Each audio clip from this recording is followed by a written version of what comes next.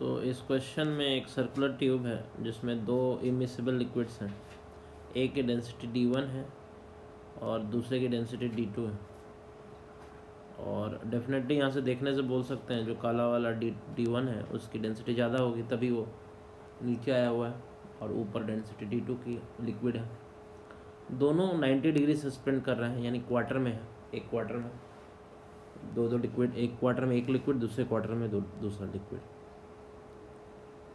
तो हमें D1/D2 की रेशियो बतानी। अच्छा, इस तरह के क्वेश्चन में जो हमें सबसे पहले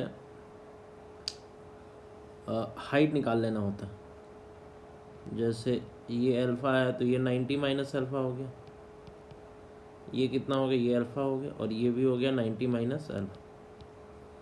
अब इसमें यहाँ से यहाँ तक देखते हैं, इस वाले लिक्विड को दो पार्ट में डिवाइड कर देते हैं।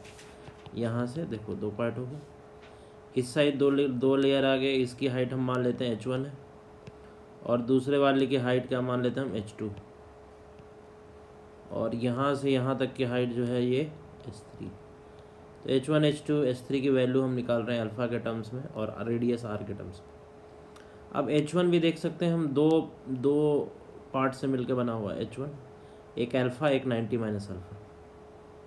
तो यहाँ से हम लिख सकते हैं H1 के बारे में, ये पार्ट हो गया और दूसरा ये पार्ट हो गया। इसको हम A नाम दे देते हैं, ये B नाम दे देते हैं, ये B है। अच्छा, A की वैल्यू जो आ जाएगी वो क्या है, ये R, ये साइन अल्फ़ा आ जाएगा, और जो B की वैल्यू है वो आ जाएगी R साइन 90 माइनस अल्फ़ा, यानी साइन कॉस अल्फ़ा। तो जो H1 की वैल्यू यहाँ से आ जाएगी A plus B, that is nothing but R common ले लेते हैं, sign alpha plus cos alpha. H1 आ गया।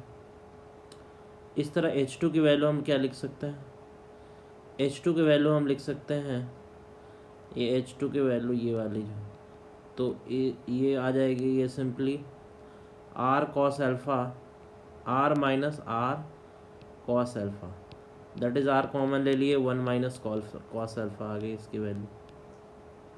H2 आ गया। H3 की value similarly R minus R cos alpha की जगह R साइन अल्फ़ा आ जाएगा यहाँ पर। तो यहाँ से R कॉमन ले लिए, 1 माइनस साइन अल्फ़ा। तो ये तीन हमारे पास H1 H2 H3 की वैल्यू आ गई। अब हम बोल सकते हैं यहाँ पे कि यहाँ पे जो प्रेशर होगा इस पॉइंट पे और इस पॉइंट पे, दोनों में प्रेशर सेम होगा। तो अगर हम यहाँ से स्टार्ट करें और यहाँ पे पहुँचे, और इस साइड से यहाँ से स्टार्ट करके यहाँ पे पहुँचे, तो हम क्या बोलेंगे, प्रेशर दोनों साइड सेम हो गया। तो लेफ्ट हैंड साइड प्रेशर कितना लिखेंगे, P0 प्लस रो, यानी डेंसिटी D1 GH3, और राइट साइड का प्रेशर आ गया P0 प्लस D2 GH1, ठीक है, प्लस नेक्स्ट आ गया D1 GH2। ये दोनों कैंसिल हो गए।